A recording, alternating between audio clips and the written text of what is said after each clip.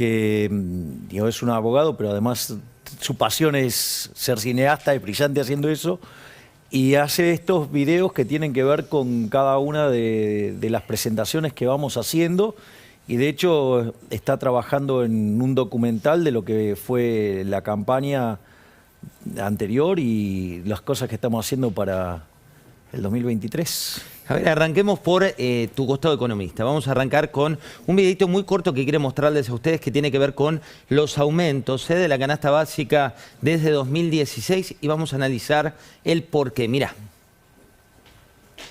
Para atacar a la inflación hay que entender que es un fenómeno que tiene múltiples causas. Del 25 al 26%. La inflación se produce culpa de un gobierno que administra mal. La inflación en lugar de bajar subió. La inflación no es un problema desde ahora, lleva muchos años. Yo les prometo que el día viernes va a empezar otra guerra. La guerra contra la inflación en Argentina.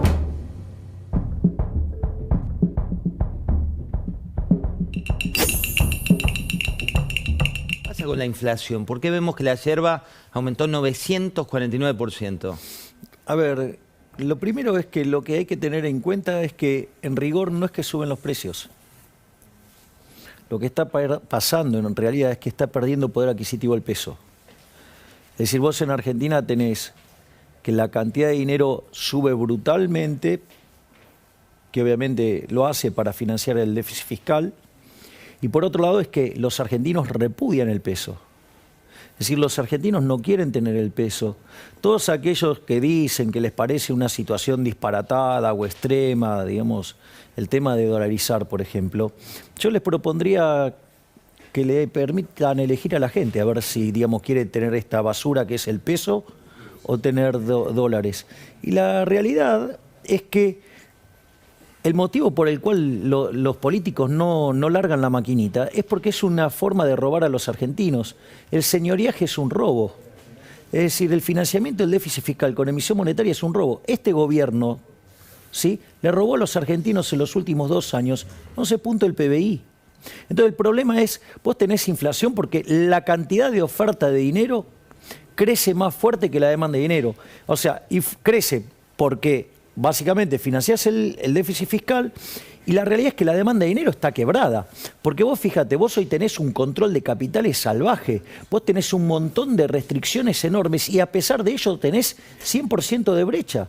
Consecuentemente, eso te está diciendo que no hay demanda de dinero.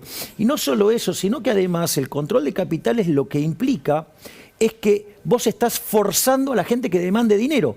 Por lo tanto, digamos, los estás estafando, aumentándole la base imponible del impuesto inflacionario. ¿Se puede, Javier, corregir la economía argentina sin ajuste? No, porque vos no podés sustituir los ajustes, pero vos lo que tenés que tener claro es que cada herramienta se ataca con la herramienta pertinente. Eso ya está en la literatura, parece que los economistas argentinos, algunos se olvidaron de eso, que se llama principio de clasificación efectiva de los instrumentos de mercado. Digo, lo desarrolló un economista que se llamaba John Hicks. Ahora, ¿cuál es el punto? El punto es el siguiente. Digamos, si vos... a ver, es inaudito que el presidente del Banco Central sea tan incompetente que te diga, no, pero mire, el problema de la propuesta de Milei es que esconde un ajuste fiscal.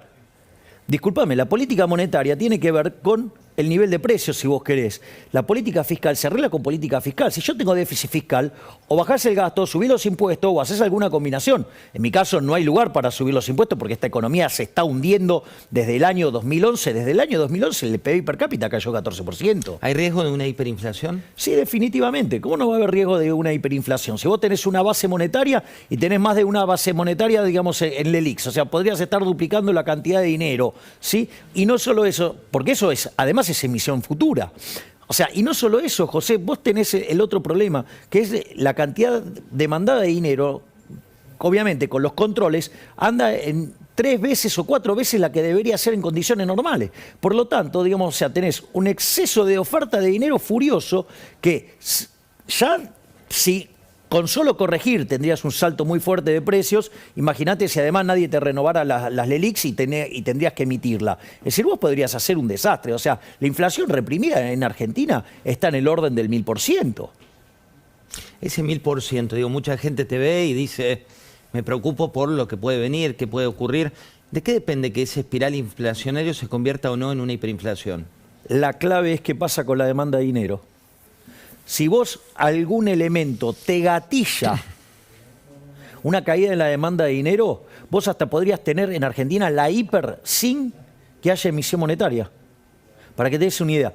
A ver, cuando vos tuviste, en el caso de Alfonsín, la demanda de dinero se cayó a 0,2% del PBI. Hoy es 10, ponele, para hacerlo redondo. Bueno, discúlpame, digo, o sea, quiere decir que podés multiplicar el nivel de precios por 50, es decir, 4.900% de inflación. ¿Me comprendés lo que te digo? ¿Por qué crees que en un contexto así se queda Martín Guzmán? Digo, lo operan los propios diciéndole tenés que irte y por otro lado tampoco lo bendicen los opositores. Sí, yo no creo en ese juego que hace el oficialismo, ¿eh? Para mí juegan al policía bueno y al policía malo. Dentro de, a ver, porque esto es muy importante hay una cuestión técnica atrás, pero es importante desde el punto de vista político después esta cuestión técnica, por eso digo, la voy a mencionar. En la concepción keynesiana que tienen del mundo, digamos, el oficialismo, ellos creen que el nivel de precios viene determinado por un markup sobre los costos. O sea, en el fondo, digamos, o sea, por los salarios y por los beneficios, por decirlo de alguna manera. Y eso es lo que determina el nivel de precios. Eso, digamos, teóricamente es un espanto porque implica ir a antes de que aparecieran Menger, Gibbons y Balrà, digamos, a fines del siglo XIX. Pero eso no importa. Lo importante es lo que implica en términos de política económica. Entonces, ¿qué es lo que hacen? Te asustan con que, mirá que si se cae Guzmán y se cae Alberto, viene el cuco. Entonces, ¿qué pasa? ¿Ellos qué pretenden con eso? Que los empresarios y los trabajadores pongan el hombro ¿para qué? Para sostener el descalabro macroeconómico del gobierno. Y eso lo que hace es aumentarle las chances electorales al oficialismo. Es decir, aquellos que le están poniendo, que se compran la idea, no, cuidemos a Guzmán, porque mirá si llega a venir Cristina no sé, con Fernanda Vallejo. No, ¿cómo se te ocurre hacer semejante cosa? Mirá, si esto explota, no solo se lo lleva puesto a Alberto, se lo lleva puesto a Cristina.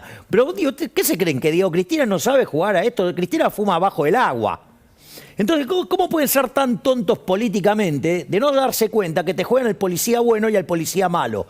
Entonces, con la idea de que tenés que sostener al bueno, que es Alberto y Guzmán, entonces termina el sector privado y los trabajadores, o sea, y las empresas, garpando todo el ajuste del descalabro macroeconómico que tiene este gobierno para financiar a los amigos. Dale.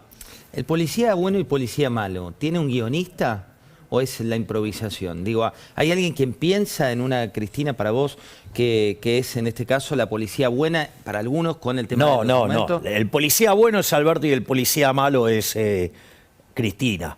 El policía bueno en el Ministerio de Economía es Guzmán. El policía malo es el Instituto Patria. Pero ahí según la mirada de quién. Porque digo, me pongo en este zapato y te digo, Kicillof le anuncia 60% a los estatales y docentes bonaerenses y se anticipa a Guzmán, les da 10 puntos más. ¿Es policía bueno o policía malo del corto plazo? No, digamos, lo que trata de hacer también es, digamos, o sea, cada uno cuida su quinta. No es que, digamos, o sea, acá están todos jugando, o sea, y no quieren verse comprometidos políticamente. O sea, entonces yo no entraría en eso, porque eso lo único que hace es que el sector privado banque el ajuste para sostener que llegue con mejores chances electorales el kirchnerismo. ¿Me estás cargando? Javier, O sea, ¿me comprendés, no? Digamos lo que estoy diciendo. Te comprendo perfecto. O sea, quizás ya me estoy contaminando demasiado de la política. No, pero te hago una consulta a partir de eso. Viste que vos tenés dentro de, por ejemplo, del espacio de Cambiemos, algunos detractores que dicen que le terminás siendo funcional, porque tenés muchos votantes, a Cristina, una liga más del kirchnerismo. ¿Qué interpretás de eso? ¿Por qué surge y es así para vos? No, yo creo que esa interpretación que hace la gente Juntos por el Cambio me parece aberrante porque es denigrante para con los seres humanos. Eso para tu votante decís. No, para todos. ¿Cómo, digamos, vas a aceptar que alguien considere que es el dueño de tu voto? ¿Me comprendés? O sea, supongamos lo siguiente, José, vamos a hacer un ejercicio. Por favor, es un ejercicio. ¿Viste? Porque ahora tengo que ser literal, porque si no, si hago una metáfora, me la toman literal también. Ejercicio, hay que aclarar. Es el ejercicio, el ejercicio. Con comillas, supongamos que José del Río votaba, digamos, antes a Pedro de Juntos por el Cambio. Pedro de Juntos por el Cambio. Y ahora querés votarme a mí.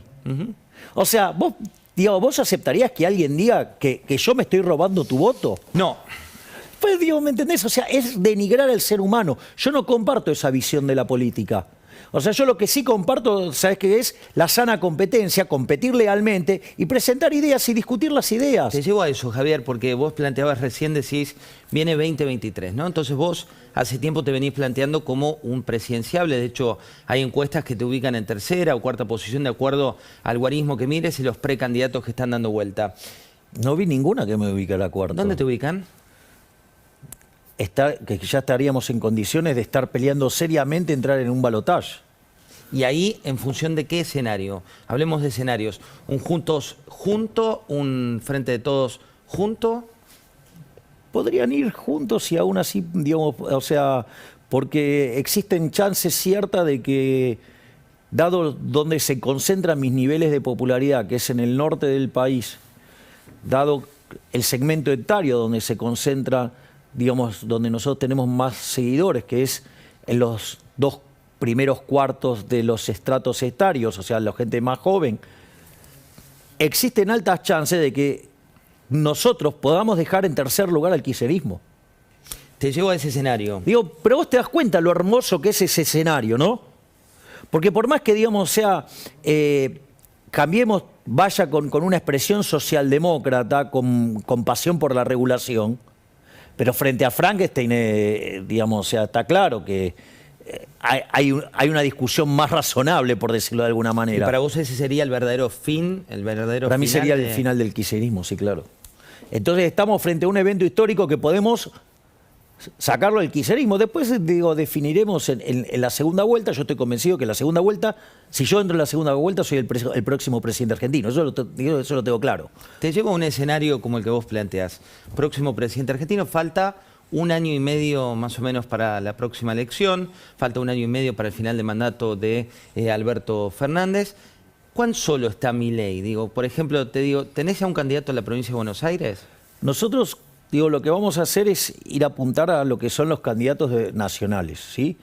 O sea, porque nosotros somos una fuerza que se está desarrollando y que está creciendo, pero que obviamente estamos ganando participación en muchísimos lugares del país, con muy buena presencia, lo cual nos va a permitir, ¿sí?, ser una opción viable, factible, para que los argentinos puedan votar por tener un gobierno liberal y que sea un gobierno liberal en serio. Ahí, ¿qué ves lo más complejo, digamos, cuando tenés que armar un equipo ya más grande? Digo, en la última elección, cuando Cambiemos ganó, tuvo que cubrir 10.000 puestos en un transcurso de un cuatrimestre, por citarte un ejemplo. ¿Cómo estás armado para ese escenario? Bueno, nosotros lo que sí estamos haciendo es, nosotros ya tenemos 4 ministerios que funcionando en la sombra, como se dice. ¿Cuáles son? O sea, es el Ministerio de Economía, el Ministerio de Acción Social, ¿sí?, Ministerio de Infraestructura y Relaciones Exteriores. Ahí, Javier, ¿quién es tu ministro de Economía? No voy a dar los nombres. ¿O cuál es el concepto de ese ministerio? El concepto es, van a ser todos hiperortodoxos. Hiperortodoxos. Eso significa... Todos bien liberales ortodoxos. Eso significa no Estado. Va a significar empezar una batalla por achicar el tamaño del Estado. ¿Y relaciones exteriores? ¿Cuál es el mapa? El TEC de Milei. Mira, si vos querés, o sea, mis referentes internacionales es el mundo occidental. Si vos querés, la cabeza más visible de ese mundo occidental es Estados Unidos y obviamente Israel. Alianzas como la de Cristina con Venezuela, con Rusia. Ni se te ocurra esos tintes rojos en mi gobierno. Desarrollo social con planes sociales. Mira, los planes sociales nosotros los estamos rediseñando, le estamos dando un formato liberal para que esos programas sociales, hacia lo que nosotros llamamos la reforma de segunda generación, se conviertan en gente que sale a trabajar. Es decir, que la gente, como consecuencia del fuerte crecimiento económico, deje los planes sociales y se dedique a trabajar. Claramente acá la clave entonces son las reformas de primera generación, que tiene que ver con la reforma del Estado, de bajar el gasto público para poder bajar los impuestos, reformar el mercado laboral hacia adelante, dándole flexibilidad hacia adelante para no vulnerar derechos y de esa manera abrir después la economía, y en ese contexto eso te va a asegurar, ese conjunto de reformas te puede asegurar 15 años de fuerte crecimiento económico, y nosotros esto además le queremos dar un boom adicional con la reforma bancaria y monetaria que a la postre termine con la eliminación del peso como moneda y a partir de ahí terminar definitivamente con la inflación y a partir de ahí entonces con todo este conjunto de reformas nosotros estamos, porque la convergencia de donde por ejemplo está Argentina hasta llegar a ser un país desarrollado como Estados Unidos en dinámica, eso tarda 35 años. Entonces hay gente que dice, no, bueno, pero eso es demasiado tiempo para mí. Bueno, lo primero es, mirá, la grandeza, digamos, a la que nosotros apuntamos es que vos, digamos, vas a plantar el árbol independientemente que vayas a disfrutar o no de la sombra del mismo. Pero al margen de eso, hay otra cuestión más que para mí es importante que se tiene que conocer de los procesos de convergencia. Que 2/3 de la mejora en el PBI per cápita ocurre en 1/3 del tiempo. 2/3 de la mejora del PBI per cápita en 1/3 del tiempo. En 1/3 del tiempo. Es decir, vos en 12 años, ponele, para redondear, alcanzarías a tener el 66% del PBI per cápita de Estados Unidos. Hablando de eso, Javier, anunciaste... que no es... Vos sabés que eso es una máquina de sacar gente de la pobreza, de la indigencia. Y eso se puede hacer. ¿Sabés quién tuvo la oportunidad de hacer esto? Cristina. Pero en lugar de ir hacia las ideas de la libertad, ¿qué hizo? Decidió abrazarse a los colectivistas. Se enamoró de Kicillof. Bueno, así estamos. ¿Cómo evalúas la gestión de Kicillof?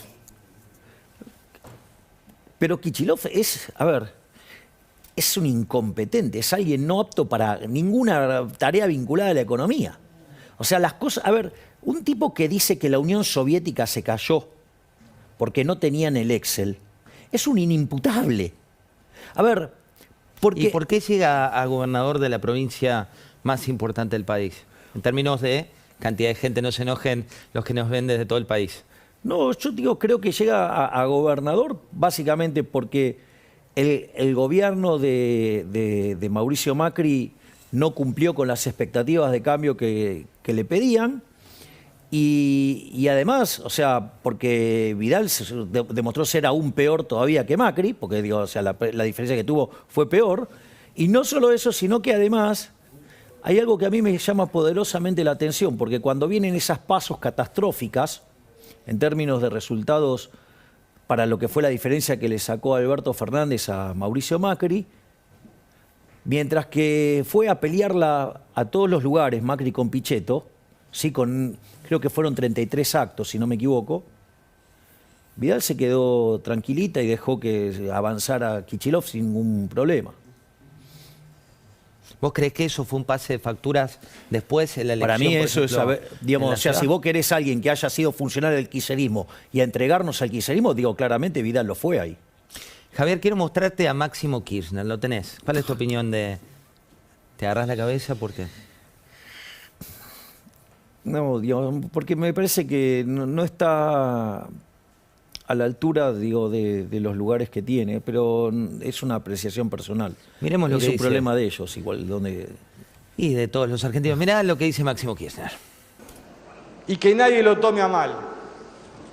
Pero escucho en los últimos días que el ministro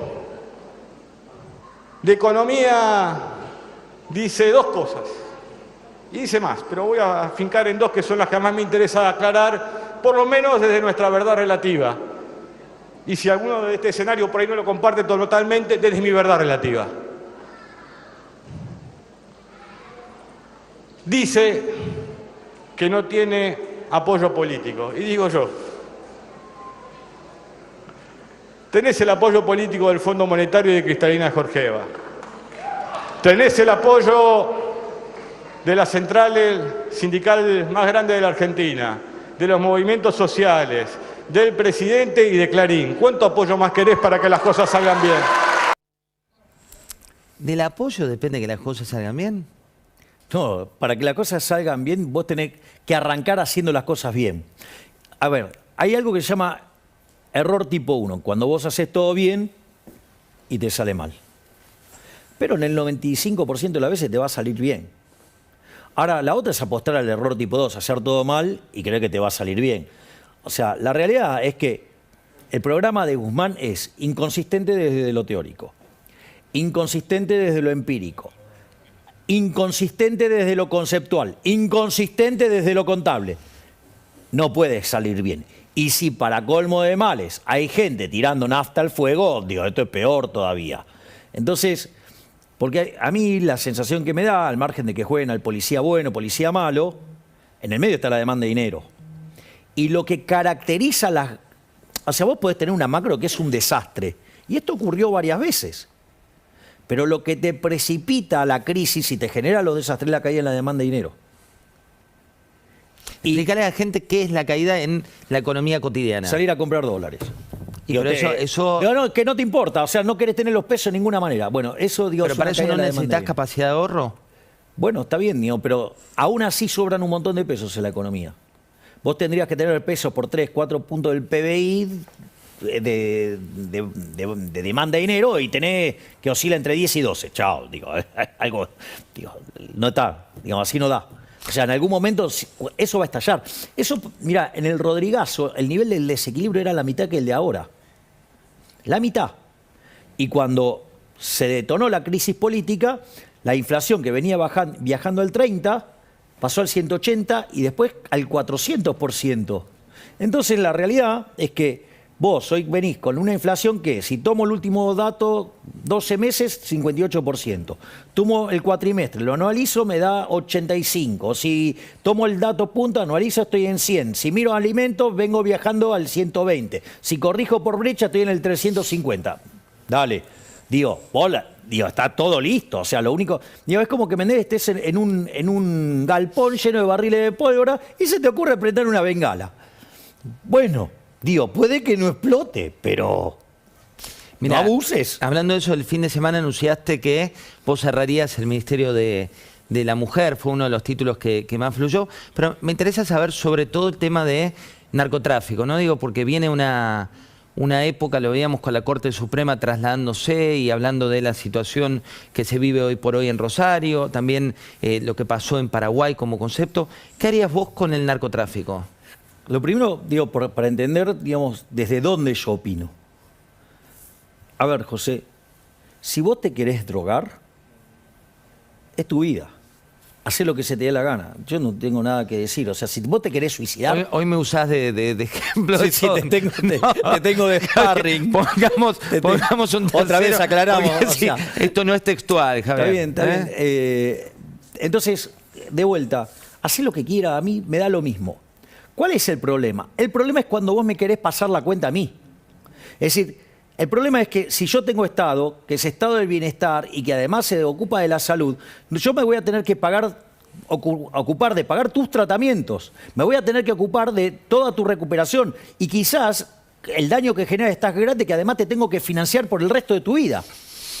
Entonces, cuando ahí sí ahí estás violentando un derecho, digamos que es el derecho a la propiedad mía, a costa de que otro tipo digo, yo no tengo por qué pagar las decisiones de otro individuo. Pero si vos ahora me las vas a imponer, porque, digamos, existe Estado de bienestar y existe todos estos mecanismos de contención, te voy a decir que no. ¿Sí? O sea, droga, no. ¿Por qué?